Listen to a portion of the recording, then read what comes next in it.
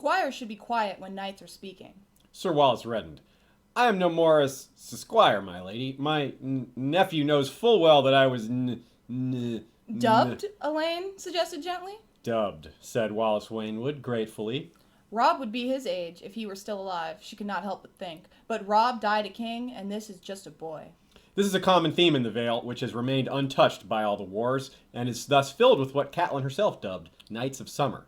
It is an important distinction. Age is a secondary consideration to experience. Sansa is still young, but her confidence and depth of thought are growing.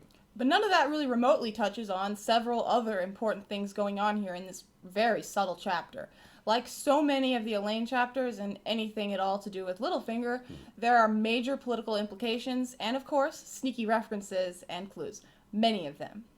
Gather round and put on your plotting caps and enjoy Elaine 1 from the Winds of Winter. So hello and welcome to another episode of History of Westeros Podcast, a podcast dedicated to George R.R. Martin's Song of Ice and Fire book series, as well as HBO's Game of Thrones. Now, we've been focusing a lot on the television show the past few weeks, but this episode is focused on the books, specifically the Elaine chapter from the Winds of Winter, and thus it does have spoilers for all of the books. We almost used a different quote to start this episode. We almost went with pimply gingerlad and nothing else. I argued strongly for it. She almost won, too. I would have been in honor of one of the young entrants to this tourney, who we'll speak about later. Pimply gingerlad, indeed. That should be his actual name, not just a nickname. Sarah Pimply? Of House Gingerlad. Yes. Here's what to expect this episode. Part 1, we're going to review the timeline and the setting, because a lot of time has passed. We got to figure out where we are. Part 2 is loosely entitled Prophets of Doom. We're going to talk about Littlefinger's ongoing schemes, keep track with what he's getting up to. Now that's prophets as in with an F, not as in a prophecy. Right. Part 3, we have the love triangle of Elaine, Robert, and Harry the Heir. Part 4 is the tournament itself. We'll discuss in depth where the knights gain wings, and surprisingly that is not, I repeat, not a reference to Robert Arryn making someone fly, Moondor style. Part 5 is entitled Tapestry or Not Tapestry. Part 6, The Danger to Elaine, including the possibility that she gets kidnapped or otherwise betrayed, such as having her identity discovered by the wrong person or loudly announced by another. Then we'll be getting to the credits, but you'll want to stay tuned past the credits because we've taken a page from our TV show episodes where we're incorporating a few bits of listener/watcher, my new favorite term, feedback, and we've got a couple of good questions that we're gonna respond to at the end of the episode. So stay tuned after the credits for all that. But now let's get into part 1, timeline and setting. Now timelines can get a bit hazy, especially when we're looking at a book one chapter at a time with long gaps in between, or in Sansa's case, 10 years in between. That's how long it's been since we've had a new Sansa chapter. No, actually, this isn't a Sansa chapter. It's Elaine Stone, bastard daughter of Lord Peter Baelish, Lord Protector of the Vale, Lord Paramount of the Trident, and Lord of Harrenhal. Whew, that's a long string of titles there. Yes. Well, regardless of timeline in relation to elsewhere, Sansa has adjusted and grown herself, and so has Robert Arryn. Right. One of the first things we're told in this chapter is that she hears sounds of activity coming from outside, knights fighting and all sorts of other sounds. But the important thing is these sounds remind her of home. Elaine loved it here. She felt alive again for the first time since her father, since Lord Eddard Stark had died. There's also mention of Jane Poole in Sansa's memories, yet there are no thoughts of dogs or hounds. But perhaps it's best not to think of Jane Poole and dogs at the same time. Interestingly, the lack of Sandor memories is our segue to why this chapter was considered controversial. We heard about it being controversial years before it was published, but it turns out that statement was taken out of context. And that makes sense in retrospect because I'm sure you've read this chapter, if you're listening to our episode on it. You probably didn't notice anything terribly controversial about it. So you may have been wondering why some people considered it controversial. Well, some folks aware of that rumor assumed that something sexual might happen with Littlefinger. We were among those people that were worried about something like that happening, or at least thought it likely enough. But, or at least, if not that, something really dark. But while Littlefinger is still as creepy as usual, there's nothing particularly sexual or really all that dark. At least in terms of Game of Thrones. Oh, yeah. Now, Sansa does begin to use her feminine wiles more, and to some that is a bit off-putting because of her age. Then again, this is nothing compared to Mercy, and Arya is, of course, younger than Elaine Sansa. Yes. The controversy turned out to be really limited to what Elio Garcia of Westeros.org, of course, perceived that Sansan shippers would feel, as in those who feel or hope that Sansa and Sandor will get together. Right. He thought that the fact that she doesn't really think of him at all would stand out to those fans. And here we were thinking there would be rape or murder in this episode. But besides the controversy, there are a number of other curious things mentioned and repeated in this chapter. For the second time, we are told that Robert, since his mother's death, has had terrible shaking fits when anyone came near him with a blade, which is, shades of the Mad King right there. Yeah, straight out of Ares' playbook. Yes, and we learned that his hair is long because of this. At this point, it is halfway down his flabby white chest. And I think part of why we're told this, not just to hear about Robert's flabby chest, is as exciting as that is, is to give us an idea of how much time has passed. Yeah, right. So Sweet Robin's hair is our timepiece. What have we become? Let's talk about news from the outside. That's a good way to figure out where this particular Vale chapter fits in with the other chapters happening around it.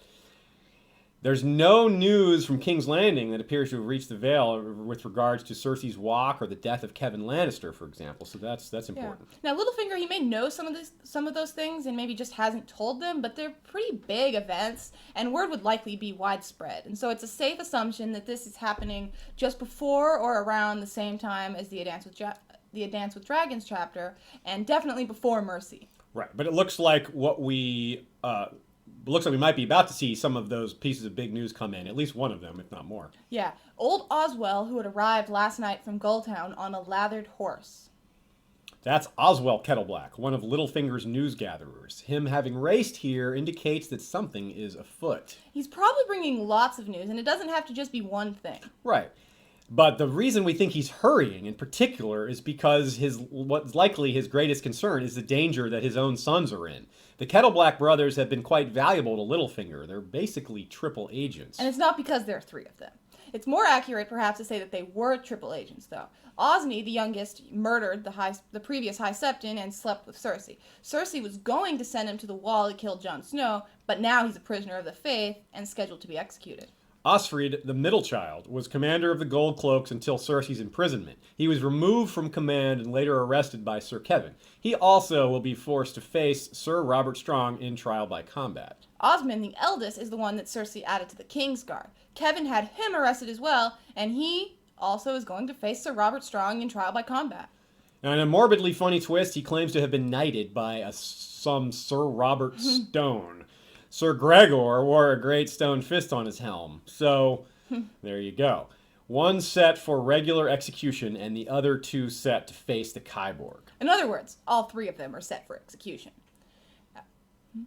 Surely nothing is more important to him than the lives of his sons, to Oswell, of course, and so we'll have more on this developing situation later. To clarify something I said a minute ago about them being triple agents, the three Kettleblack brothers pretended to work both for Cersei and for Tyrion through Bronn, yet they were really working for Littlefinger the whole time. So that's what I mean by triple agents. Moving on to the question, though, this is a big question, I think. Was someone in Littlefinger's chambers? There are papers strewn about, which could just be wind, but it could be something more. But, who might have done so? Yeah, we don't really have a lot of good guesses. A servant in working for somebody else is possible, but I think it's more likely that we're just meant to notice these documents. The scene is set that way so Sansa can pick them up and look at them, and we get to see a list of competitors for the tournament, which is a reminder to us that Littlefinger is likely to manipulate several aspects of the event, especially who is invited.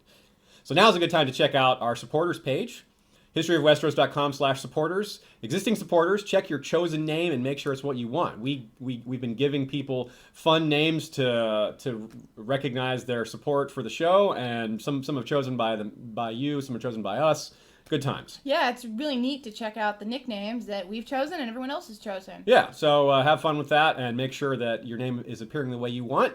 And real quick, shout out to some of our particular supporters. The Northern Champions today will go through Bloody Blake the Avatar, longtime supporter, Sir Benjamin Coldwater, Knight of the Frozen Lake, and Sir Alexander Greencloaks, Scion of the Snow River. Now we'll move on to part 2, Littlefinger, still on the rise. It's the strangest thing, like a false sense of anxiety. I wouldn't say we have concern for Littlefinger. I'm not worried about what happens to him because he's not a character I have an emotional investment in as far as like, I hope he stays safe.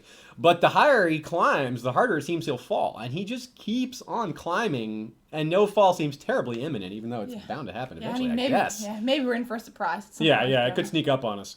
So here comes with the Prophets of Doom / the Prophets of Winter. There's food stocked at Gulltown, which is one of the major ports in all of Westeros, one of the only 5 places in Westeros that is considered a true city. And Peter is leveraging the coming food shortages, i.e. winter. Yeah, the sun was slanting through the thick yellow windows, and dust motes danced in the light like tiny golden insects. Though snow had blanketed the heights of the giants' lands above, below the mountain the autumn lingered, and winter wheat was ripening in the fields. Autumn lingered is a key phrase there, a clear indication that winter is not far away, that it's being that autumn is being pushed away in favor of colder times. So even Littlefinger can't fight winter, though he has plans to profit from it despite what it is. But it's interesting that it could become something that's even bigger for him, beyond even his capacity to allow for. So what he's doing here, he's adamant with the Lords Grafton and Belmore in this scene that we see that they should not sell their grain, and he tells them to enforce this. Post guardsmen on the docks, if need be, seize the ships. How does not matter so long as no food leaves the Vale. It's very cynical, but admittedly very savvy. He's undoubtedly right. Food will become more scarce and prices will rise. So he's essentially commanding these lords to do something that will make them profit. Profit off of starvation, probably, but hey, what can we expect? Scruples are already in even shorter supply than food will be. He also expects other lords less friendly to him to make this mistake, and he expects to benefit from them as well. This will weaken some of his enemies in the Vale. For example, we have this quote, Bronzion will not wait, Grafton complained. He need not ship through Gulltown. He has his own ports. Whilst we are hoarding our harvest, Royce and the other lords declarant will turn theirs into silver. You may be sure of that. Let us hope so, said Peter. When their granaries are empty, they will need every scrap of that silver to buy sustenance from us. Net effect? Make lots of money, deplete enemies' wealth, strengthen alliances. But what could go wrong for him? Where are the holes in Littlefinger's plan? Okay, well, let's remember the Lords Declarant. They're the most overtly opposed to him. They stood firm against Littlefinger as Lord Regent. They didn't want him in that position and tried to have him removed, but thanks to Lynn Corbray and Littlefinger's own maneuvering, obviously, he got himself a year. Now, the Lords Declarant, to go over them again, are Sir Simon Templeton, the Knight of 9 Stars, Lord Benedar Belmore, Lord Horton Redford, Lord Gilwood Hunter, Lady Anya Waynwood, and Bronze Jan Royce. You gotta love those Baleman names. So pompous. Yes. Anyway, Littlefinger made a prediction himself in Elaine 1 in Feast for Crows. Redford and Waynwood are old. One or both of them may die. Gilwood Hunter will be murdered by his brothers, most likely by young Harlan, who arranged Lord Eon's death. In for a penny, in for a stag, I always say. Belmore is corrupt and can be bought. Templeton I shall befriend. Bronze Jan Royce will continue to be hostile, I fear, but so long as he stands alone, he is not so much of a threat. Now, none of them have died so far, but it hasn't been a year yet, though he has befriended Templeton, and he has bought the corrupt Belmore. Plan is underway.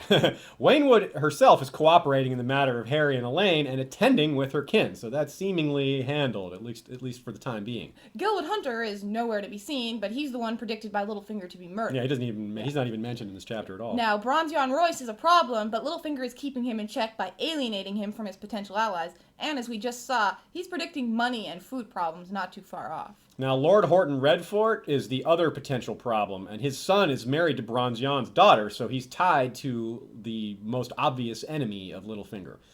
He's considered dangerous in his own way by the likes of Kevin and Tywin Lannister, so that means something. Tywin doesn't think of many people as dangerous. He was a suitor for Lysa Tully after Jon Arryn's death, and Littlefinger's key to keeping Horton in check might be his own son Michael, who we'll talk about in Part 4. He's one of the competitors in the tournament. So there are other possible problems, of course, for Littlefinger besides the Lord's Declarant.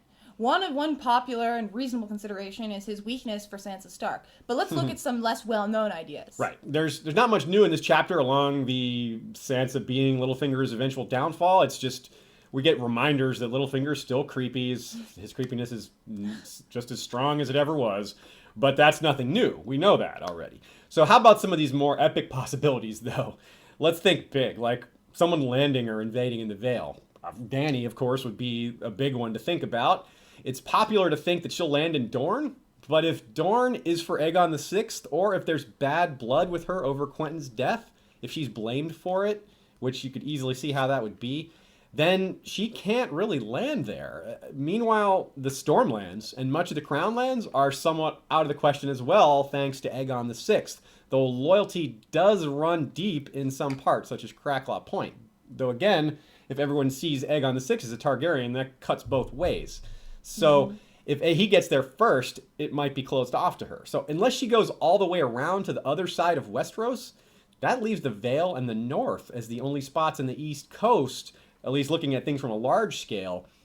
And the North has no reason to welcome her and might be snowed under to boot. I mean, parts of it already are. Yeah, but you should keep in mind that Daenerys can land almost anywhere she wants if she somehow has a truly massive army and or effective control over her dragons. That's right. She can always force her way in. But it's also important to remember that of all the kingdoms, the Vale and Dorne are the most intact, the least touched by war. Of those two, the Vale is more populous and richer, and less embroiled in the pre-existing alliances and grudges. That's right. Very important there. So the Vale this is why Littlefinger has made it his base. Lots of reasons why this wouldn't work, though, such as the Vale itself becoming hostile to Daenerys for some reason. Or again, because Aegon the Sixth wins them over first. Or because they just prefer a male claimant. Yeah, that's kind of the way the Andals tend to be, although we certainly have seen women ruling the Vale in the past. Yes. But it's definitely worth entertaining as a possibility. The other major unknown, as I said, is winter. There's snow in the Riverlands, in Feast, and a giant storm near Winterfell. So the Vale itself could feel the effects, and it could be soon. There's hints in this chapter that it is coming soon. Littlefinger clearly expects this, of course, but if it's a lot worse than even he could predict, I don't know what'll happen. But even the best laid plans of Littlefinger and other men, mice and Littlefingers. Yeah, it begs the question. It could be waylaid by winter. Yeah, it begs the question of what Littlefinger would do against the others exactly. Yeah, what would he do about that? He's great at handling and manipulating humans, but what would he do about brothel girl? Yeah, the little icy girls. Does he have ice others stashed somewhere? I don't know. I mean, ice brothel girls, yes. Other brothers. I don't know what I'm trying to say here.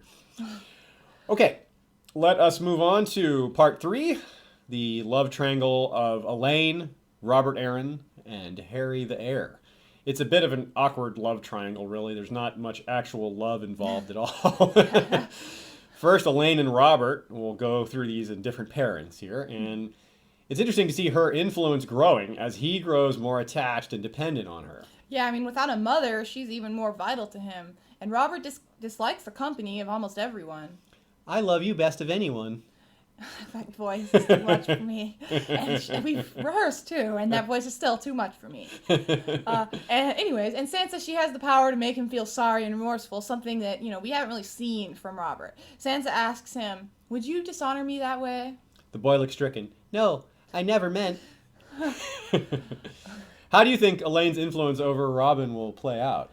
Honestly, I think that he's just so doomed that it likely won't really be relevant. I mean, if she does, she might influence him to buy out lemons from the entire world, not just Dorne. One idea I had, though maybe not very likely, is Elaine turning Robin against Littlefinger somehow. Right now, I'm not so sure she has the impetus or reason to do that, but she could do it if she wanted, I'm thinking. If circumstances change... I think she definitely could. I think she's got that kind of hold over. Yeah, she has more hold over him than Littlefinger does at this point. Yeah, Sansa probably won't influence Robert's thoughts on Harold, which are decidedly negative already. Yeah. And this is likely Lysa's influence. Robert thinks that Harold wants his seat, which you might think is his mother's paranoia coming out, but really, he has plenty of justification for being worried about this. Yeah, Harold is more Falcon than Falcon. Littlefinger knows this and keeps them apart. "You're in the Falcon Tower, Sir Harold," Elaine put in, far away from sweet Robin. That was intentional, she knew. Peter Baelish did not leave such things to chance. So Harry looks like Jon Arryn, and it doesn't seem like Robert looks at all like Jon Arryn. He doesn't have his father's hair color or his mother's hair color, and it doesn't seem to really have many of Jon's features at all, whereas Harry has several. Yeah, we have this quote. "Men old enough to have known Jon Arryn in his youth said Sir Harold had his look, she knew. He had a mop of sandy blonde hair, pale blue eyes, an aquiline nose." And yeah, it doesn't seem like Robin has any of those features at all. Yeah. So he's a little, maybe even a little jealous of that. It's interesting to look at the way people look in A Song of Ice and Fire. You can look at these features and be more certain than you could in the real world, because in the real world genetics is a lot more random than in A Song of Ice and Fire. Yeah, it wouldn't be surprising at all for a redhead and a blonde to have a kid with brown hair. It would just be pretty average. But George doesn't work that way. His world works differently. His genetics are specifically said to have magical elements to them, such as something that we delved deep into in our Werewoods episode. I think it was part 3 of our Religions and Magic series. We do 2 parts on the Werewoods. I'm not sure whether this theory was in part 2 or 3, but the whole series is worth listening to. And in it, we talk about bloodlines possibly being tied to werewoods and other things like that. But outside of that, this is why some people suspect that there might be something going on with Robin's parentage. Maybe that Littlefinger is his father. But we're not going to get into that in this episode. Tease. So it's not just his features, though, where Harold is, encroaching on the Arryn name. There are even clues in his coat of arms. Yeah, nobody suspects the butterfly pointed out, and I thought it was pretty interesting that Harry's arms are quartered, of course, which is pretty obvious. 1/4 of it is Waynwood for his mother, another 1/4 of it is Hardying for himself / his father, and 2/4 of it have the Arryn sigil. And this is, really presumptuous, especially considering that he's doing this in front of Robert at his tourney. Yeah, usually you don't put 2/4 of a quartered sigil towards your grandmother's side. It's he's clearly emphasizing the Arryn blood inappropriately, which is not what people are usually allowed to do. I mean, it's not like there's some universal body that approves all sigils. Nope, you can't wear that. You can't wear that. But the sigils, as we know, are really important in Westeros, and so Harry is really making a statement with his. Quartered arms are kind of rare. We see them on some of the Freys use them. Big and Little Walder, for example. House Horror. Yeah. It's another example. And usually a lot of times they're to claim, more prestigious relatives, besides just, But Harry's just really emphasizing the Arryns. Yeah. So that's actually noteworthy. Very sneaky little reference there, but it's pretty important. Yeah. So let's get back to the actual love triangle here. Harold and Elaine is the other pairing.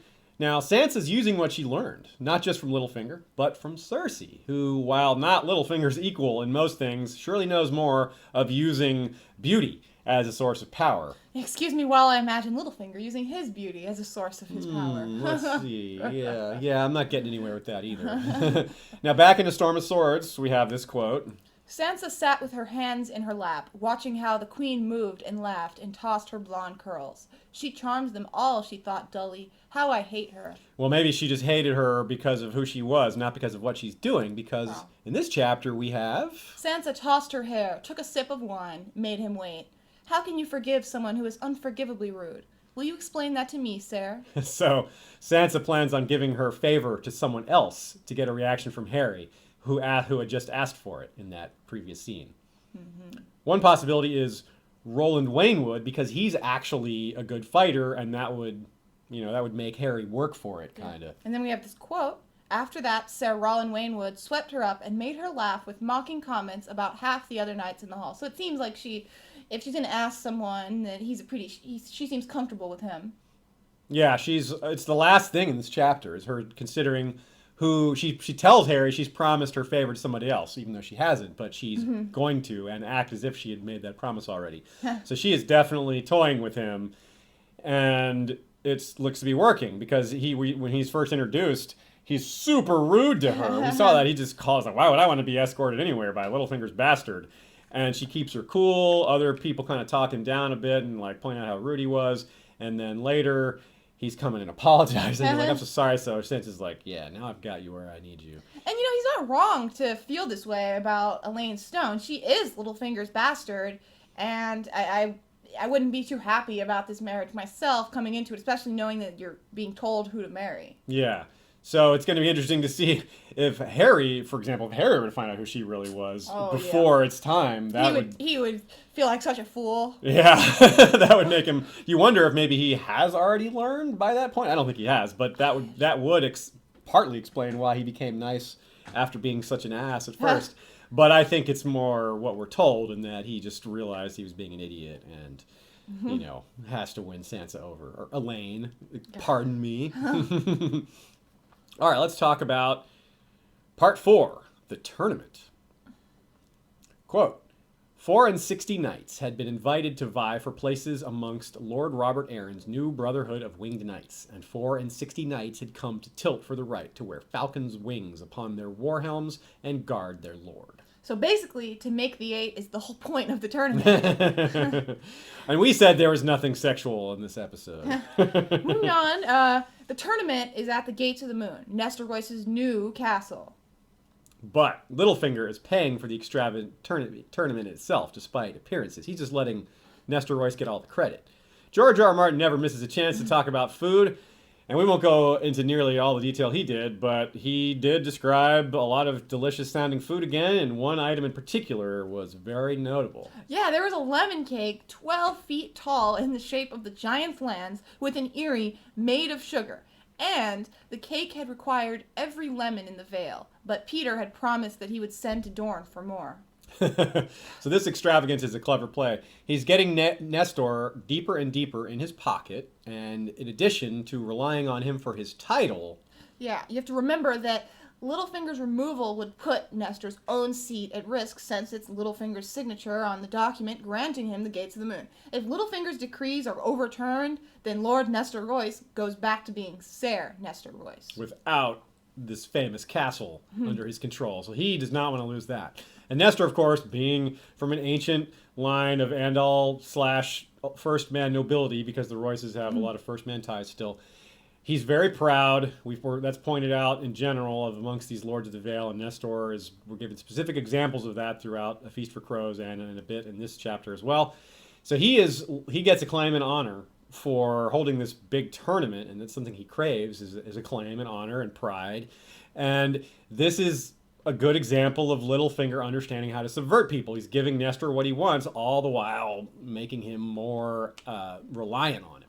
Yeah, Littlefinger's really smart. He's too smart for us to predict him with any precision, really, at all, but we should probably expect him to manipulate this tournament in a number of ways. Right. We saw from the Mystery Night and in other places that tourneys are ripe for cheating and, shall we say, creative strategies like the one Sir Loras used on Sir Gregor. So how could Littlefinger possibly resist? Speaking of Gregor, we could see someone get the Ser Hugh treatment here. It would be easy to have people killed by matching them up with Lothar Brune or Lynn Corbray, or anyone he judges as corruptible via bribery. Yeah, and speaking of bribery, there are numerous ways in which this could be employed against many, but not all, the competitors, seeing as it's already being used against the guy running the tournament. Yeah, if you want to have some fun thinking about this more on your own, just imagine all of the ways that someone could cheat in a tournament. Surely Littlefinger is aware of many. Or all of the ways to cheat. Nobody knows more about the different ways to break the rules and get what you want through deception and subterfuge than Littlefinger.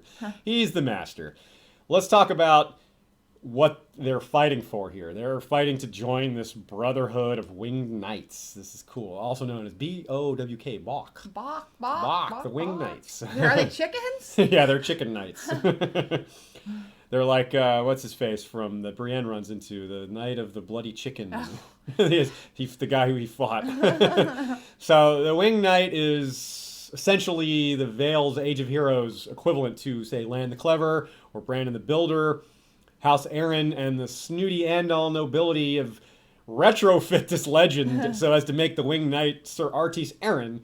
But the OG Winged Knight was actually a first man and was around long before the Andals came to the Vale. I love how you phrased that. Yeah, OG. Yes. OG Winged Knight. Now, this whole thing is Sansa's idea. It's her design and concept. You know, she may just have a future in marketing. Westerosi marketing. She'll come up with some new house slogans. When winter comes, she'll change House Stark to Winter Came, etc. But this really is a well-done idea, and Littlefinger himself says so. And, of course, Littlefinger would never miss an opportunity to use praise as an excuse to get creepy. He had smoothed her hair and kissed her forehead. What a clever daughter you are. He's not exaggerating, though. The more we look at this tournament, the smarter it seems. A particularly clever part is that normally a tournament offers cash prizes. Of course, Littlefinger could manage a big purse easily, but it's nice for him that they will come for no gold at all. Although apparently there are prizes for the lesser events, this is nominal. Littlefinger is not stinting overall, however. Like Tywin, he knows the value of impressing people with wealth, even though this isn't his wealth. It is his wealth, but it's being projected through Nestor. There were gifts as well. Splendid gifts. Each of the competitors received a cloak of cloth of silver and a lapis brooch in the shape of a pair of falcon's wings. Fine steel daggers were given to the brothers, fathers, and friends who had come to watch them tilt. For their mothers, sisters, and ladies fair, there were bolts of silk and Myrish lace. Lord Nestor has an open hand, Elaine heard Sir Edmund Breakstone say. An open hand and a little finger, Lady Waynwood replied, with a nod toward Peter Baelish. Breakstone was not slow to take her meaning. The true source of this largesse was not Lord Nestor, but the Lord Protector. Now, the prize most sought after in this tournament is, here's a quote, The 8 victors would be expected to spend the next 3 years at Lord Robert's side as his own personal guard. Now, Littlefinger, you can't really expect lords or heirs to commit to that, so it'll mostly be unlanded knights, younger sons, and the like. Only a few of the competitors are even married, as we see that, and here's a quote, though a few were promised, only 3 were wed. Now, this look vaguely reminds me of Daemon Blackfyre, who's, and in more than one way, it's not just the way it looks. We have here a bunch of young, unmarried glory seekers and second sons, which is, those are the people who flock to Daemon Blackfyre's banners. And Daemon had a winged helm, too. So I don't think there's anything meaningful in that comparison as far as what to expect. But it's kind of neat to see that parallel. Now, the appeal of this Brotherhood of Winged Knights is pretty straightforward enough to explain, as Littlefinger does here.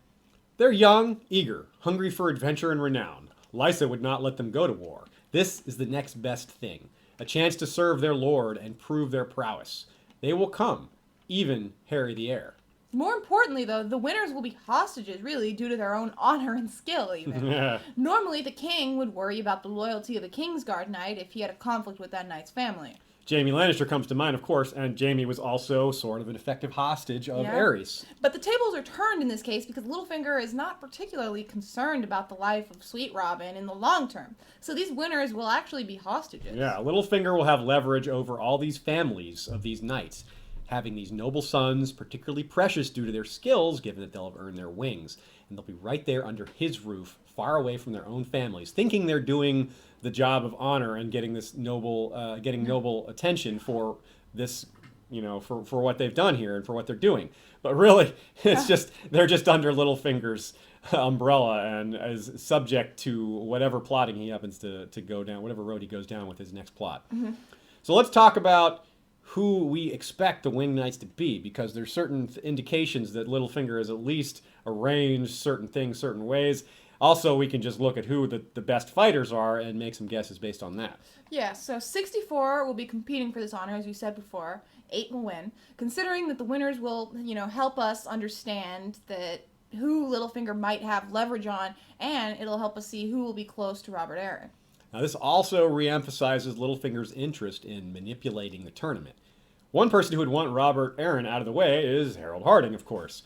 But he's considered a poor fighter and not considered a legitimate contender, really. So his inclusion is interesting. He's going to enter the tournament, but probably not get very far. I don't think Littlefinger wants him to be one of the 8 for a lot of reasons. No, he doesn't want that lockdown without being able to get married. Right, that's a bad idea, but it doesn't look like a problem because it doesn't look like he's going to earn his place through natural means. Yeah. If somehow he were to, I wonder if Littlefinger would arrange for him to lose somehow or sabotage it, but we don't even need to worry about that. I don't think he even needs to worry about him losing. Yeah, it just will happen. And there's no reason for him to really want him there, in terms of leveraging him. He's already going to he's already going to be a hostage, yeah. Yeah, and thanks to his deal with Lady Waynwood. So that's covered already. But the one we feel most confident in winning, or at least in performing well, it's kind of interesting.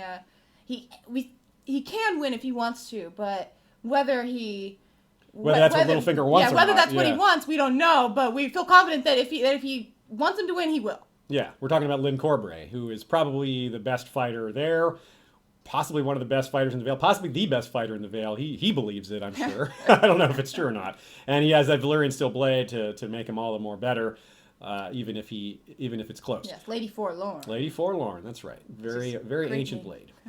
Now, like I said, he is ultra confident, and he does seem to have the skill to back it up. He was originally, just a little bit of background on him, he was the man to escort Tyrion and Bronn to the Bloody Gate, and he also suggested Tyrion's execution. He was not at all concerned with the threat of Jaime Lannister or the Lannisters at all. He wanted to send his head to Jaime. Yeah, a bit of a funny side note as well, since we're talking about his backstory. House Corbray hired Littlefinger's Braavosi sellsword grandfather. That's why Littlefinger's ancestors came to Westeros, and that led to Littlefinger being where he is today. So it's kind of funny that the Corbrays hired the Baelishes a while back. And now they hired them. Now the Baelishes hired the Corbrays. A couple generations later. Yeah, how the worm has turned. So we have this reference to Sir Lyn Corbray's new squire. What's more interesting, and we'll get to later, is his former squire. But his current squire, he calls a lout. So this seems to be, this seems to have been a bribe, seems to have been involved in this particular taking of a squire. Lyn apparently accepted like a squire's dowry, I suppose, for taking this squire on. And this is just more proof that he can be bought out. But it's also, there's also rumors going around that he's always out of money, that he's in need of money at all times. And Sansa had actually figured out as far back as Feast, Littlefinger confirmed it later, but she figured out that Lyn was on Littlefinger's side during that scene with the Lord's Declarant. Yeah, we have this quote. That was when her suspicion turned to certainty. And how shall you reward him for this service? Littlefinger laughed aloud. With gold and boys and promises, of course. Sir Lyn is a man of simple tastes, my sweetling. All he likes is gold and boys and killing.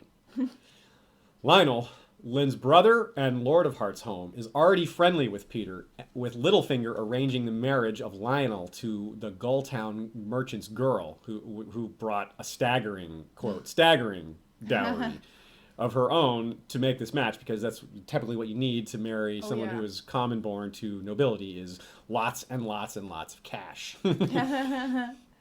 Yeah. So Lyn is in this chapter, Lyn voices very loudly how angry he is for Littlefinger arranging that marriage.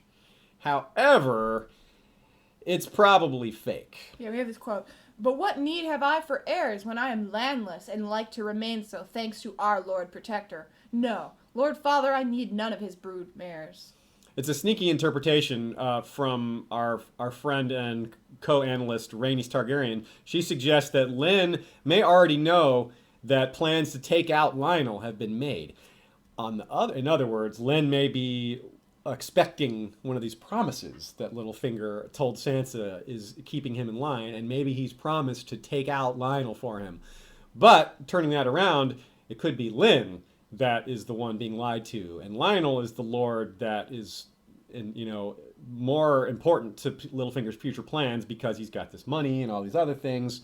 Yeah. So maybe Lyn is the one he's planning on setting up and selling out at some later point. You can never be too sure with Littlefinger.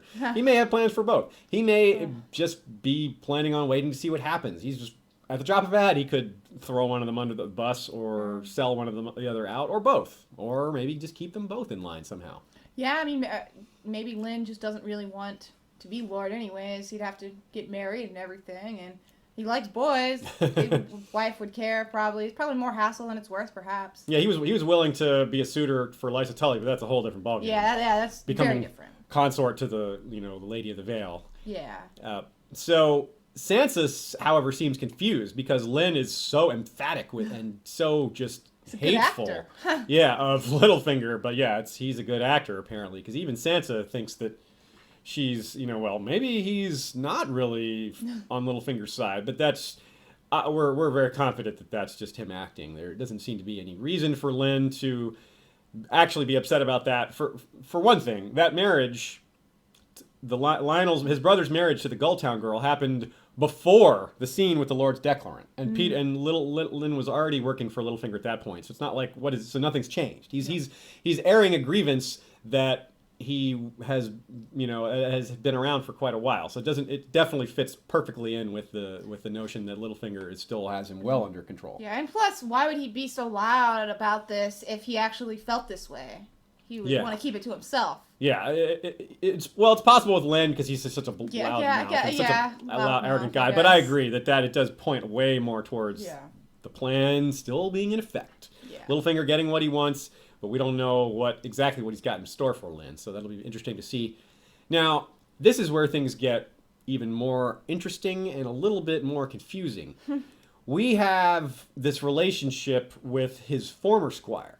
This is Michael Redford, son of that so-called dangerous Lord Horton Redfort that is possibly a threat to Littlefinger's interests. Now, Michael Redfort is also the lover of Mia Stone. Yeah. So it's another love triangle of sorts, I suppose. Now, Michael was forced to marry Isilla Royce. This is the son of Horton Redfort's that ties him to Jan Royce, which again is Littlefinger's biggest and most outspoken enemy in the Vale. So first of all, there's the relationship between Sir Lynn and Michael Redfort, which is confusing because Lynn is obviously a big piece of work, but Michael has a reputation for being gallant and honorable, and his feelings for Maya I called her Maya and Mia in the same 10 minutes here, and seem to be legitimate. He seems to be, he seems to really be interested in her, although we don't know that for sure. We haven't really seen him talking much or anything like that. So that's kind of odd. We have this Lynn, who's this horrible guy, with this kind of nice, noble squire. Did he have an influence on him? Is Michael still, a good guy, or are they working together? Is it really kind of gross? Did Littlefinger or did Lynn Corbray kind of, try to have sex with him or anything that? It's clear, as we talked about with Littlefinger mentioning that he cares about boys, there's been, the question of, does that mean that Lynn Corbray is a pedophile, or is it just, a Westerosi term for, he likes men? Yeah, and young men. Maybe they're youngish, but they're not boys, or is it darker and he really, wants a young boy, in which case having you would suspect that something more would happen with a squire who is a young boy. So the question is, did he do anything with Michael? Was it forced? If so, or is Michael maybe bisexual? Did nothing happen between them? Did he not risk that? This is a son of a lord. Seems like he wouldn't just do that unless it was willing. Yeah, to me, it's a really interesting developing situation. A lot of personalities that clash and motivations that are kind of unclear. But we pointed out that Michael is also one of the most likely to make the 8 in these terms. Here's a quote. Sir Michael Redfort set one quintain spinning with a perfectly placed blow. He was one of those favored to win wings. So it's not just a sneaky interpretation. Even Elaine and others seem to know of his reputation. Yeah. So we were talking about how these winged knights would be like hostages. Michael was a perfect candidate to be a hostage. Exactly. And now this is likely not relevant at all, but it's a nice side note that John Mark Bolton squired with the Redforts. That's right. So there's a Bolton Vale connection, which maybe speaks to what's going on in the TV show in some very vague way. There could be something like that coming. There could be some sort of Littlefinger reaching out to the Boltons. It could be just a nominally similar situation. If such a thing happens, that would be the conduit, potentially, that existing, existing piece of networking. But as far as Michael and as a hostage, remember that since Horton Redfort is someone that Littlefinger doesn't really get along with that well, this can keep Redfort from doing anything too overtly against Littlefinger, since Michael, who is a great young fighter, obviously that's something that is going to be important for Horton. A son that's a good knight is a very valuable thing, not just because he's a son, but because he's a good son. He's a good fighter. That's what he's. That's something that Vale Lords would be proud of, having sons like Michael. From at least from what we've heard of him so far.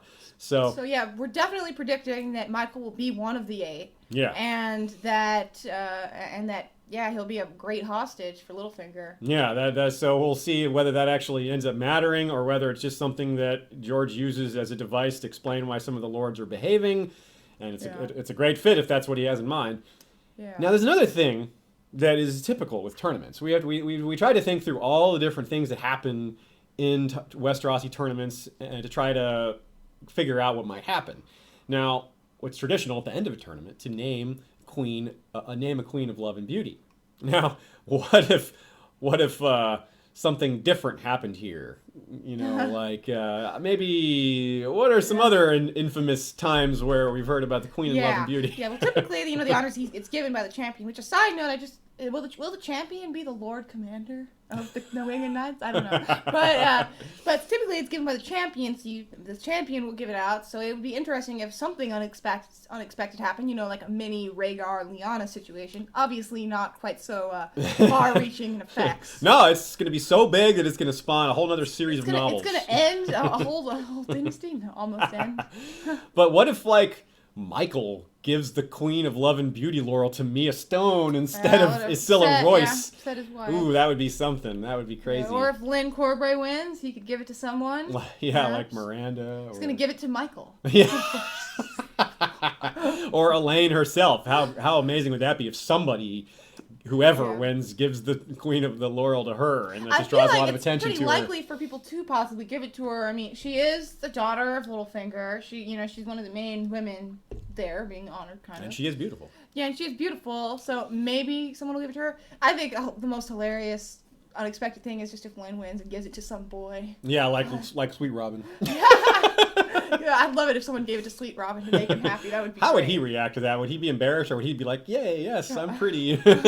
My flabby white chest and my long hair. Yeah, long hair. I deserved this. Now, through the moon door with you.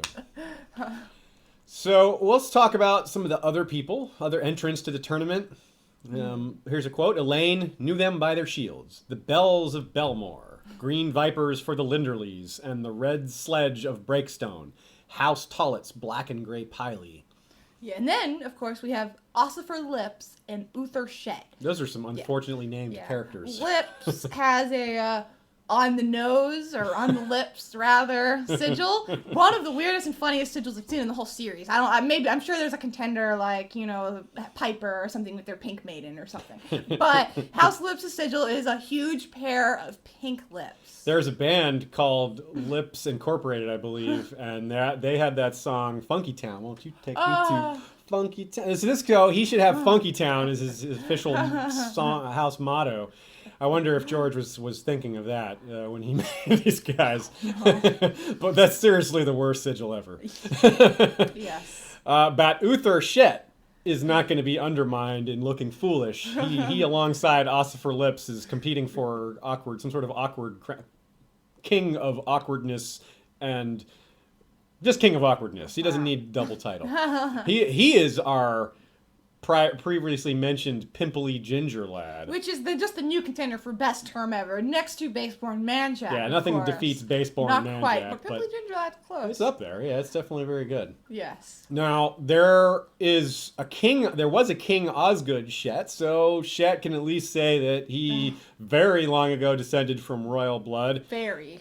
Now there's actually two Shets now. There's a Shet of Shet House of Shet House. Yikes. So there's the Shets of Gull Tower. I'm just thinking of Bird Shet. Gull Tower. Oh, God. Oh, man. And of Gulltown, the Shets, they have droppings all over their shield. I wonder if you meant to make a joke like that. That's Bird Shet. On the nose there again. Maybe George is getting sillier in his... Yeah. And certainly we have the Muppet Tullys in World of Ice and Fire, which... I think Ossifer Lips would shed all over them. Yes. That's very Osgood. Anyway, so getting back to less We're just silly out of things. control now. Yeah, here's a quote. The competitors came from all over the Vale, from the mountain valleys and the coast, from Gulltown and the Bloody Gate, even the Three Sisters. Lord Sunderland has been mentioned by Lord Borel in a Davos chapter from A Dance with Dragons. Yeah, we have this quote. He'd sell you to the queen for a pot of that Lannister gold. Poor man needs every dragon, with 7 sons, all determined to be knights. Whew. Well, he's not there, but 3 of those 7 sons are. They get mentioned by Miranda, who just talks down. Miranda Royce talks down about them. It's like, oh, you mean the ones with the sealskin cloak? The one they bathe in seawater, And Sansa says, well, at least they bathe. So, of course, the whole point of the Winged Knights, the point as it's being told, as in the party line, not necessarily the real truth, but the idea, so to speak, is that they're supposed to protect the Lord of the Vale. And, of course, as we've seen, Sweet Robin is not very capable of defending himself. So, but there's an interesting back and forth here with trying to, in terms of the truth of the tournament, there's also the truth of Sweet Robin. This is a quote back from Feast that kind of shows where Littlefinger's at in terms of Sweet Robin and his weaknesses. They dare not let the full extent of Robert's frailty and cowardice become too widely known, her father had warned her. That's right. That quote basically is Sansa remembering what Littlefinger told her, so that's straight from him. It's a small problem because the Winged Knights will be learning all about this. There's really no way around that. They're going to see his shaking fits. They're going to see his yelling, his throwing of porridge, his constant yelling for people to be thrown through the moon door. He'll tell them they can fly. They have wings on their helms already. Now, Sansa was thinking about the Kingsguard. Now, of course, it's hard not to compare the Winged Knights to the Kingsguard. She thinks his own Kingsguard, to keep him safe and make him brave. But she's wrong. This is not a Kingsguard. No. And not only that, Sansa knows that Kingsguard don't keep people safe, really. She's personally been acquainted with that. She should know better. Yeah, she should know better. Kingsguard beat her. Yes. Yeah, exactly. I mean, So, but now, back to the Kingsguard. When Visenya formed the Kingsguard, she insisted that her brother, the Conqueror, choose men of loyalty first, skill being the second most important thing on the list. Aegon had also wanted to use attorney to decide the first Kingsguard, and this lesson is repeated by none other than young Griff himself, who chooses Raleigh Duckfield because he understands this. Yeah, that's right. The first Kingsguard and Aegon the Sixth Kingsguard is Sir Raleigh Duckfield, and he says to John Connington, "Duck will die for me if need be," he had said, "and that's all I require in my Kingsguard. The Kingslayer was a warrior of great renown, and the son of a great lord as well." In other words, Jaime was one of the best of his generation, but was certainly not willing to die for Aerys, though other Kingsguard knights did. And that's a really interesting point, too. I never really, before we put this in there, I never connected how smart Aegon and how smart young Griff was in doing this, because, the thing about Visenya we didn't know until the World of Ice and Fire, so I was never able to make that connection before, but it speaks a lot to his common sense, his good sense. He's wise. It's true. He's been taught well, and he took the lessons to heart, and he's an interesting character, even though he's kind of new on the scene, and a lot of us see him as kind of just a temporary. He's maybe the Mummer's dragon, maybe not going to be around for the end game. There's some reason to think he might be, and of course he's not the topic for today. I hope he is. I like him a lot. I think what Varys is doing there is really smart to actually try so hard to raise someone to be a good king. Yeah, it's admirable. Now, the other thing about being in the Kingsguard, of course, is that point about Jaime Lannister was really good. Jaime did, in fact, kill his own king, and like Aegon said, he was a famous knight and was incredible with the sword. But he wasn't super loyal when it came down to it, and that's what really matters. But does any of this even matter for Sweet Robin? Isn't he just kind of doomed anyway? Yeah, we have this quote. Maester Coleman would have made certain that he drank a strong dose of sweet milk before the feast. And sweet milk is this sweet milk is probably going to kill him eventually. The dose is being increased over time, and we know that this stuff is basically a poison. If you take small amounts of it, it helps you to sleep. Take too much of it, you never wake up. Like aspirin. 2 aspirin kills a headache. 20 aspirin probably kills you. Now, there's a bit of a parallel to Joffrey here, though, isn't there? We're looking at a guy surrounded by great knights killed by poison. Although it hasn't happened yet. That is kind of how we're expecting him to go out. Sansa, privy to both things. Yeah. Oh wow. Yeah. That part I hadn't even thought of. Joffrey seeing the Kingsguard knights not protecting him, and here she's going to see Robert poison Kingsguard winged knights not protecting him. That's a very good point. Now, we mentioned that Peter isn't terribly concerned with Robin's life, though he isn't exactly hoping for one of the Winged Knights to do that for him either. Yeah, maybe he is. Maybe he is a little hoping it would make it easier for him. Maybe although it might do it at the wrong point when he doesn't want it. But but Littlefinger might also just be able to use one of them to take the fall for him. Mm-hmm. That could be a big part of it. He could be setting someone up for that. This could also be used to shame and isolate one of his enemies. Imagine Horton Redford or Bronzion Royce having to bear the shame of one of their sons being the one blamed for the death of young Lord Aaron. That would bring shame to their house for generations, if not longer, or potentially could. And these, as we pointed out, these Vale houses are really big on honor and pride and all that. So this is the kind of thing that would really, really, well, they'd hate it. It would really be a big setback for them. They do not want to have anything like that happen. A new way to support the show is by signing up for DraftKings.com. That is, you can play fantasy sports year-round. Daily fantasy games are fun and exciting. I play them myself from time to time. And DraftKings is an official partnership with Major League Baseball and other sports, I'm sure. Baseball is the one I keep the most eye on and the most keep track of the best ofs. So go to historyofwesteros.com, and in the bottom right, you'll see a link for Play Fantasy Baseball with Aziz. sign up, and DraftKings will help us fund the show a bit more. And if you do so, send us a message and tell us who you are. So yeah, tell us your screen name, and we can maybe even play some games together. Aziz's winner is coming. As in winner. Yeah, I can't resist a good pun or a bad pun. Yes. I can't resist a pun. I always say there's nothing like a good pun, and that was nothing like a good pun. Muppets reference there for you. Okay, part 5, the tapestries. Some of you might be wondering why the hell we're talking about tapestries, and others of you might be like, finally, they're going to talk about the tapestries. Yeah, so we have this quote from the chapter.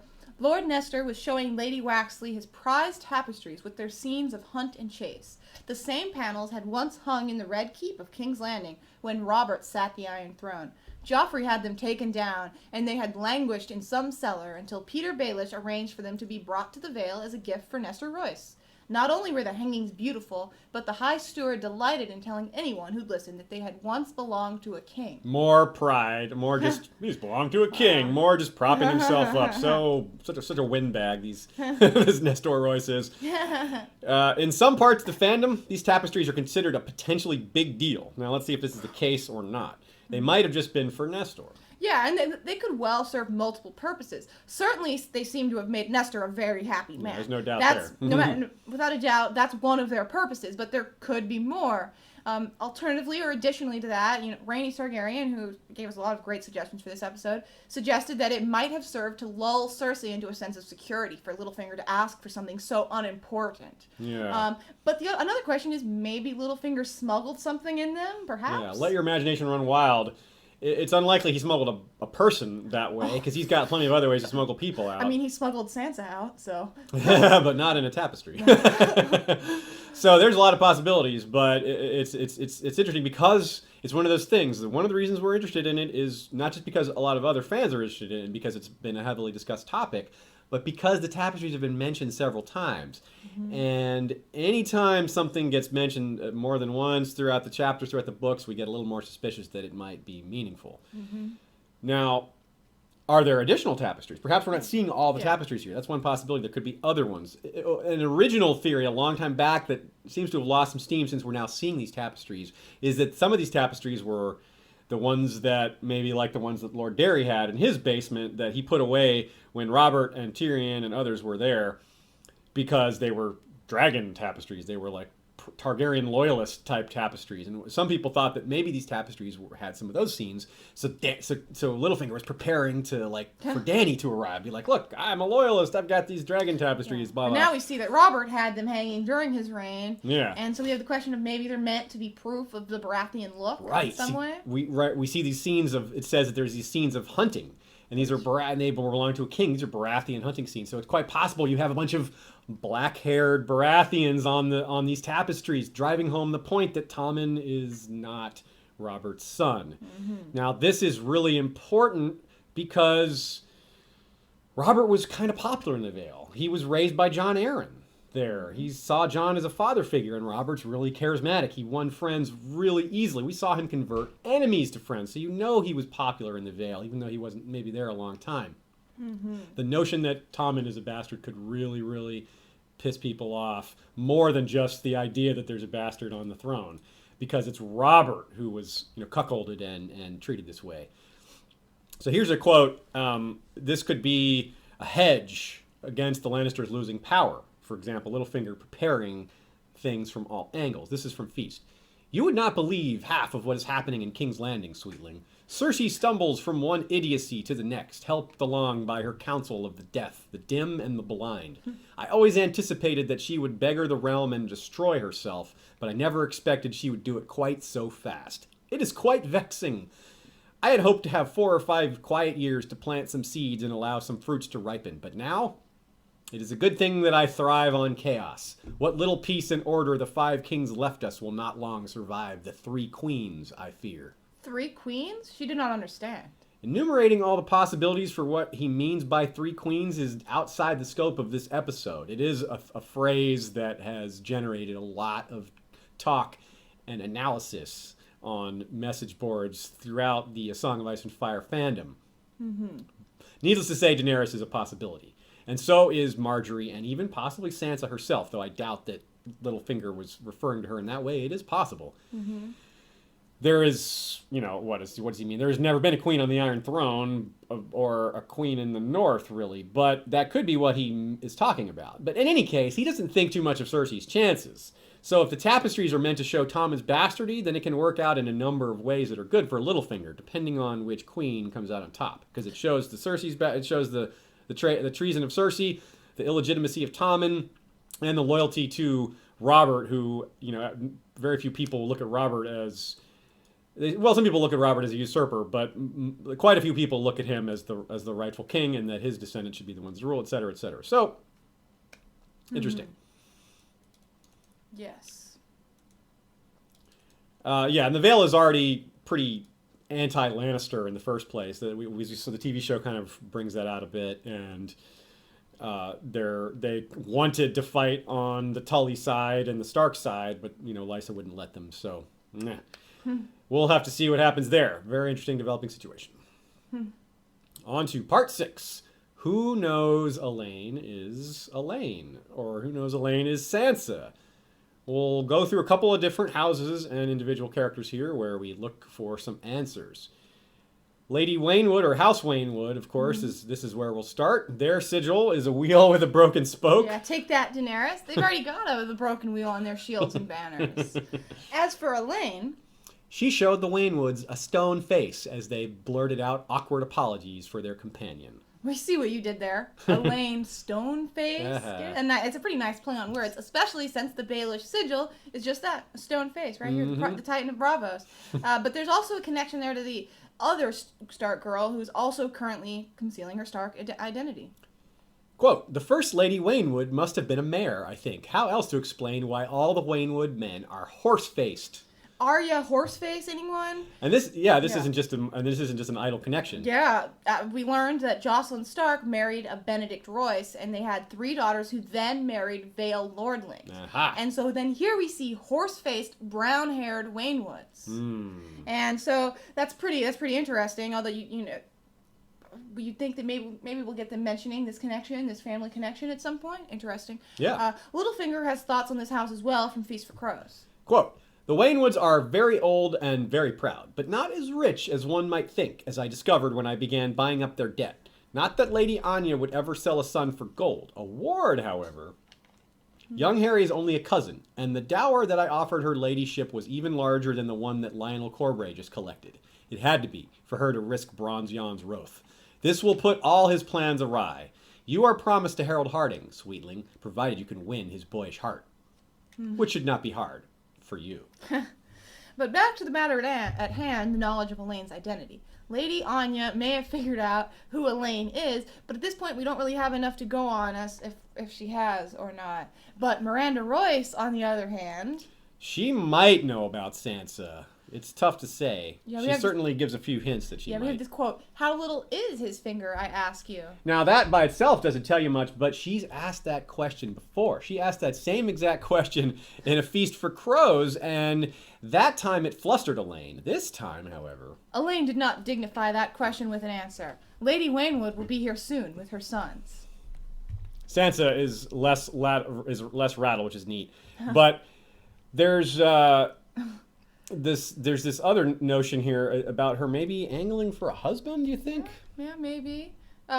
One thing I did like about this chapter, a little side note, is that Miranda and Sansa are clearly, part of the sisterhood, like the Brotherhood of Winged Knights, the sisterhood of rescuing other women from annoying guys. I can't come up with a great acronym for that one. Was that Sora Woof Fang? Yes. Yeah, okay. Obviously, you've never heard that term before? Yeah, I guess not. I guess I didn't prepare enough for this episode as I thought I did. But yeah, she expresses disappointment that she's not married. Her previous husband was an old man who died while they were having sex, and you'd think that might traumatize someone, but she just was like, he was old. It doesn't seem to bother her. Yeah, remarkably unflappable, yeah. Yeah, she's very outgoing. She makes kind of jokes that a lot of women would be uncomfortable with. She talks about she'd be like little fingers. She would make sense on like Sex in the City or something like that. Sex and her sex name and, is sex Miranda and too. The Gold Hound. Yeah, Miranda. That's true. She's more of a Samantha, but this might be a little too much for your. I don't. Yeah, I'm already kind of lost. But I just know that there's a character with that name. So, But she talks about how Lynn Corbray would be the ideal husband, except for that he's not interested in women. But she talks about how she would like to have a guy who's such a badass, I suppose, which is weird to me. Work well if she wanted a lover. They could, work together. Yeah, that's true. That's true. But she hasn't really expressed an interest in that. Another group of people to look at that's important is Peter Baelish's own henchman. One of his top henchmen is Sir Lothar Brune, who he might be, in fact, Littlefinger's most trusted henchman.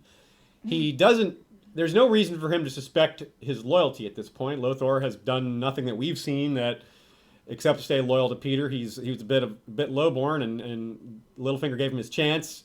Yeah, he's probably happy about that. And he seems to have some genuine affection for Elaine as well. He legitimately wanted to make her feel better after Harry the heir said those awful things to her. And he was very zealous in protecting her from Marillion. Yeah, we see a lot of people compare him to Sandor Clegane, of course. Oh, yeah, he's just a less flashy version of Sandor Clegane. Yeah, I've seen a lot of talk about that. But another henchman we had is Oswell Kettleblack, who, as we talked about, has just arrived back on that lathered horse. He certainly knows. He rode her and Dantos to Littlefinger's ship. Yeah, he saw it. Yeah, he was he an knows. eyewitness, so yeah, there's no way he doesn't know. But this is where it gets extra interesting. We talked earlier about how all his sons are in danger. All three are set to die, which of course is a huge deal to him. He just happens to have an interesting piece of information that if Littlefinger doesn't help his sons out, Oswell is a strong candidate to turn on Littlefinger to sell that information about Sansa to someone like Cersei or the Small Council in exchange for some sort of clemency for at least one of his sons. I don't think he's going to be able to do anything about Osney, who admitted to killing the High Septon and sleeping with Cersei. So he's probably toast. But Osmond and Osfried, they have a chance, I suppose. Yeah, you gotta wonder if he's coming back on this lathered horse with these news to talk to Littlefinger about it. If I was him, I'd be worried. You come to him with this information and say you want him to do something. If I was Littlefinger, I would just have him killed right then. You can't do anything. You don't want this information getting out. He's a loose end. I would just get rid of him myself. But maybe Oswell's smart enough to approach it in a slightly different way. Oswell might be aware that that he's a loose end now himself. He may be smart to figure out that he's not going to fit in Littlefinger's plans anymore now that he's. Like you said, he's a liability because he has this information and he needs something that Littlefinger can't give. He not just needs it, but wants it. He really wants his sons to live. Yeah. So Big shock. watch out for that situation. I think that's one of the most subtle things in this chapter, but it's really big. Yeah. But perhaps even bigger is Sir Shadrick the Mad Mouse. Now, I obviously don't mean literally bigger, because Sir Shadrick is so short that Sansa bumps into him, and he doesn't even see her. Now, we first meet him in Brienne's point of view. We have this quote, "You are not the only hunter in the woods. I seek for Sansa Stark as well." Yeah, Brienne plays dumb. She acts like she has no idea who Sansa Stark is. She says, "No, I'm looking for my sister." But Sir Shadrick is not fooled. Yeah, he says, "I did fight upon the Blackwater, but on the losing side. My ransom ruined me. You know who Varys is, I trust? The eunuch has offered a plump bag of gold for this girl you've never heard of. I am not a greedy man. If some oversized wench would help me find this naughty child, I would split the spider's coin with her." And then we have a quote that brings back that quote. Yes, from this chapter. "A good melee is all a hedge knight can hope for, unless he stumbles on a bag of dragons. And that's not likely, is it?" So he very clearly knows who she is. Yeah, it seems. Yeah, he was dropping a little hint there that was meant for the readers to get. And how realistic is this, though? Do you think he can really pull off a kidnapping of Sansa from the Vale like that? I don't think he could do it alone, for one thing. If it's even possible, I seriously doubt he can do it alone. So let's look at who might join in a plot with him. First of all, we have Sir Byron and Sir Morgarth, guys you probably haven't heard of or barely have heard of. Here's where they're mentioned. "After Ben came Andrew Tollet, handsome Sir Byron, red-nosed Sir Morgarth, and Sir Shadrick the Mad Mouse." And then we have, "Their gallantry has yet to be demonstrated, but we may hope. Allow me to present Sir Byron, Sir Morgarth, and Sir Shadrick." Right, they're all together. Yeah, they're mentioned together, which is interesting. And it's particularly interesting because when Sir Shadrick shows up at the Vale at the end of Feast, Littlefinger says, I've hired more swords to keep around me. Sir Shadrick, Sir Byron, and Sir Morgarth are all together then as well. So they all arrive together at the Vale at the same time. They're still hanging out here together at this point, and if Sir Shadrick is looking for accomplices, well, look no further. Well, let's look further, actually. Those two are great candidates, though. But we just mentioned Sir Oswell Kettleblack. There's another possibility. It would be interesting to see those two work together if Oswell gets desperate. I really could see the small council releasing Osmond again. I think he's the least guilty of those three. So in exchange for knowledge of Sansa's whereabouts, I could see them making that deal. Especially if Oswell is willing to throw in a few more of Littlefinger's secrets in the bargain. Yeah, he'd be willing to say just about anything to save his sons, probably. The question of how exactly they would start this conversation is, I have no idea how they would, it's pretty risky to, go out on a limb there and mention, your plans. Yeah. But if they did, Oswell would first inform Shadrick that the eunuch is not going to be giving gold to anyone, since he's no longer on the council. He'd have to convince them that their path to reward lies elsewhere. Of course, this might seem true to Oswell, but we know that Varys is actually probably willing to pay quite a lot for this information or for Sansa herself. So if Sir Shadrick doesn't try to kidnap, perhaps he'll just try to get as close to Littlefinger as possible. And maybe he just wants to be like, a little mouse. Little birds, and he could just be a spy that sends info to Varys. I don't know how he would send info to Varys, with Varys being, kind of having to go underground, so to speak. That might be a logistical issue there. But Littlefinger is always on top of things. He's even prepared for this. He's even prepared for things going the wrong way. He's got his, anti-spying network set up, his double agent that we referred to earlier. Mm-hmm. This, of course, is Sir Lyn Corbray. Yes, it's ironic that Sansa may be saved by one of the worst men in the Vale. Quote, Sir Lyn will remain my implacable enemy. He will speak of me with scorn and loathing to every man he meets, and lend his sword to every secret plot to bring me down. Now, if he could undo the Lord's Declarant, surely he can undo Kettleblack's and Mad Mice. Or can he? Are we in for a major twist here? And we'll leave that hanging. Thanks, everybody. Thanks especially to Rhaenys Targaryen for helping us with the timeline and a few of the points in this episode. Mm-hmm. Thanks again to our Patreon supporters who make the show possible. I'm sorry. By the way, I just wanted to mention, we mentioned Rhaenys Targaryen a few times. I'd really like to mention she does the Wiki Timeline Project, and which is just, if you look, it's interesting. We'll put a link to her on the description for the YouTube video. But it's really a great resource that she's done. I just can't speak highly enough about it. It's true. Yeah. Thanks again to Rhaenys. And I know it's sometimes confusing to people to hear Rhaenys Targaryen because you think we're talking about, of course, what does Aegon's sister have to do with helping you with the timeline? We have that same problem with, there's a friend of ours who goes by the name of Lord Varys, who's also helped us on some different projects. He makes a little more sense to be given us. Yeah, Lord Varys having insider information, that could actually be taken multiple ways. Yeah. But yeah, it does get a little confusing with having characters whose nicknames are the same as book characters. Yes. But anyway, thanks to our Patreon supporters. The funding from Patreon is the main thing that keeps this show going, that allows us to focus on our work here rather than having to spend most of our time earning a regular living. So thanks to Hand of the King and First Lord Cash Craig, a.k.a. Vaxis on the History of Westeros forums, our Warden of the North, and newly married, congrats, Lord Parker, the Bastard of Starkville, Breaker of the First Stone. Our Wardens of the South, East, and West are still open at this point.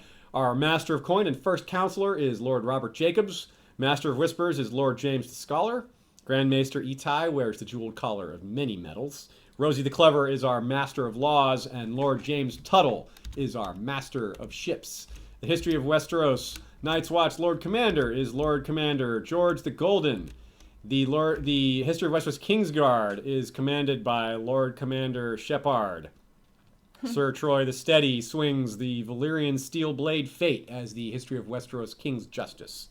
Lady Direliz of Castle Naki the Alpha Patron, Lord Nathan of the Fire Fort, and Dan of the Red Mountains, Lord of Great Bell, and Breaker of the Second Stone. Thanks to all of you and everyone else who supports us on Patreon. Yeah.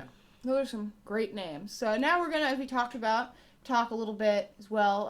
Some great ideas that we had that we saw on our forum. Yeah. We have a thread for this chapter and threads for other things, but this is specifically from the Elaine thread. A little bit of background is quite often when we're working on a topic, we post a thread in our forums as a bit of a primer and as a placeholder for people to post their own thoughts and suggestions. A lot of times those make it in the episode, and we're going to do a better job of giving credit where credit's due as far as where some of these ideas come from and bringing up good suggestions and good questions, especially in an episode like this where we have more time. This was not a very long chapter, and although it was very subtle, yeah, I guess there was a little bit less to analyze than in some other chapters. Yeah. I wouldn't say it was, a light chapter. It was no shorter. Mercy in the sense of Mercy being so meta with the play. Of course, it's just pretty different from that. Right, and there wasn't some big battle like in the Winds, like the Theon chapter or prelude to this Battle of Ice, or having to think of 3 different point of view chapters like in the Battle of Fire,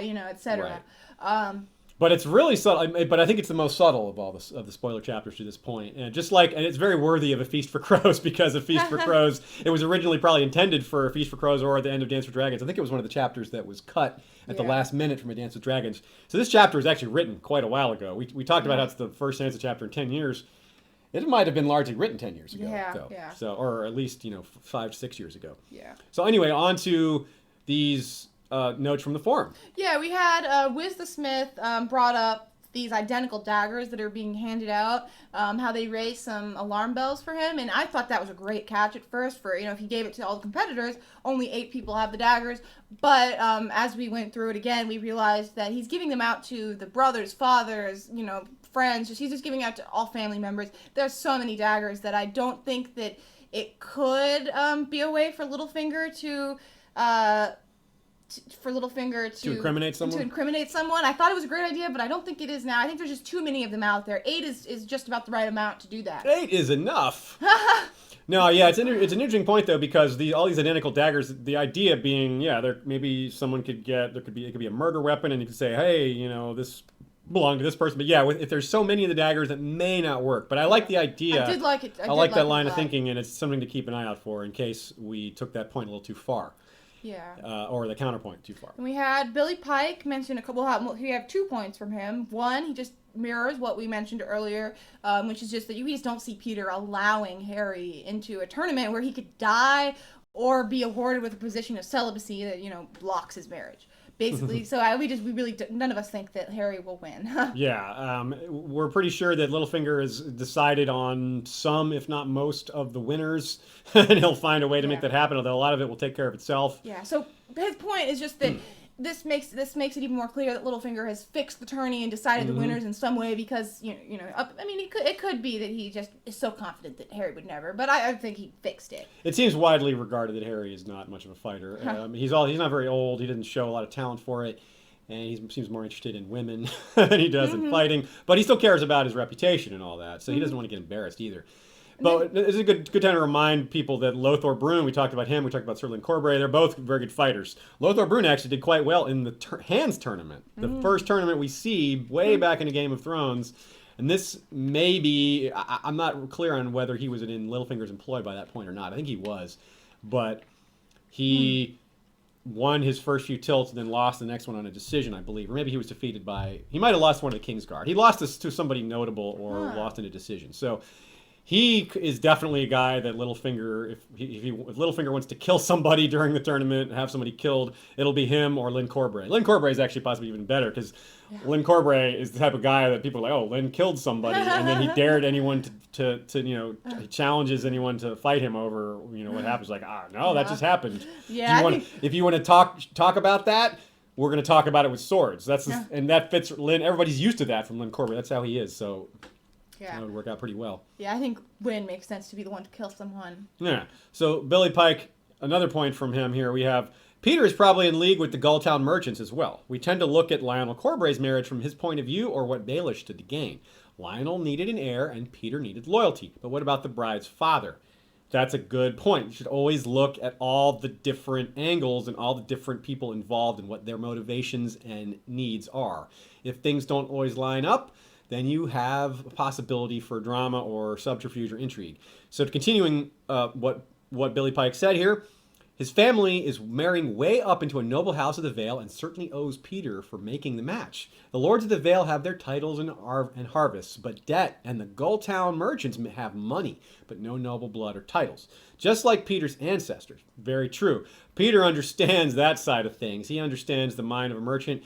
He probably has a lot of ability to make them at ease and think like, look, I'm one of you guys. I came up as a merchant, as a guy who made his way through finance, and that's a bit of common ground they have. So I bet Littlefinger is dynamite negotiating with merchants because they kind of see eye to eye. He knows that they're at where their interests lie with profit, and knows that they seek more respectability. All merchant families want to become noble families for the most part, and Littlefinger, being on the side of the nobility, is a man who can make that happen. So Billy also says, persuading the merchants to make deals for food so great that the desperate lords of the Vale can't refuse ensures a very lucrative trade for both parties. But more importantly, winter is coming and the lords of the Vale can't eat silver stags. Yeah. Exactly. So they fall right, some of this we discussed already, they fall right into his plans. Yeah, so I think it makes a lot of sense.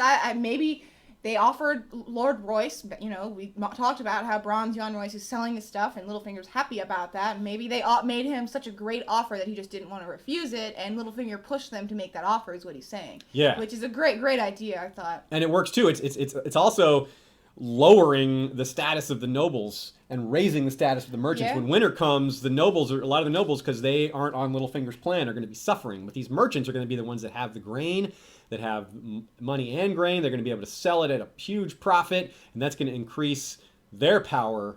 And it might give some other merchants the opportunity to buy their way into the nobility. And anyone who does that, once again, is going to be the conduit to that, will be Littlefinger. He'll be the one to set that up, and he'll benefit on both sides. He'll benefit from getting wealth to a noble house. They'll be indebted to him.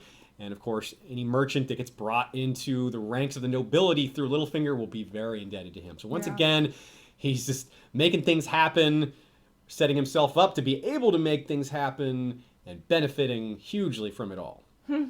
So that is all we have for today, folks. If you can't get enough of this chapter, other people have analyzed it, of course. My pick for if you can't get enough of it and you just need more, my suggestion is to check out Wars and Politics of Ice and Fire's episode on this very chapter. Their podcast is only about, I think, 5 episodes in yet. And it's got Jeff Hartline. You guys know. Nina Friel, Jim McGeehan, and Hamish, I forget his last name, Militant Penguin is his handle on Twitter and on their blog. They're doing a good job. They had some audio issues for getting started, but hey, so did we. Yeah, they got past their audio issues for the most part already. So definitely check them out again. They have some good thoughts on this as well. Just in general, I wanted to plug them because they're friends of ours and they're doing a good job, and we're going to hopefully work together with them at some point in the future. Looking forward to that. As a side note, in terms of production values, we've hit our first. We're about to make some upgrades ourselves in our production quality in terms of getting a new camera. At some point, we're going to get a microphone. We're thinking about getting those microphones where you put them each. You each have one individually. Yeah, pin mics, yeah. If you happen to be a watcher who knows something about this, we're doing lots of research about it ourselves, but feel free to chime in if you have any experience at all in this kind of thing. Yeah, we are all, as we always are, we're open to suggestions and feedback with a Song of Ice and Fire stuff, but we're also open to suggestions and feedback for how we run the show. As we pointed out many times, and we mean it every time we say it, this show is a community endeavor. It only is possible because of the community who gives back so much. So we have learned to rely on you all, and because you're knowledgeable people out there, you guys know a lot. We tend to, I don't want to sound arrogant, but we tend to attract smart people. You guys, we have a very smart group of listeners out there. You guys are great. And so when you have a resource like that, we can't help but throw that question out there and see what comes back. So thanks in advance, folks, for the suggestions and feedback, both for the show and for the technical side. And we look forward to continuing our journey towards the Winds of Winter. Hopefully, the next time we talk about the Winds of Winter, it'll actually be out or there'll be a release date. If not, we'll be reviewing another spoiler chapter, perhaps. And we'll be continuing on with our Blackfire Rebellion series. If you're listening to this far in the future, or maybe some more of the episodes of the Blackfire Rebellions are already out. But in any case, we will see you all next time. Thanks for watching and or listening. Valar Morghulis.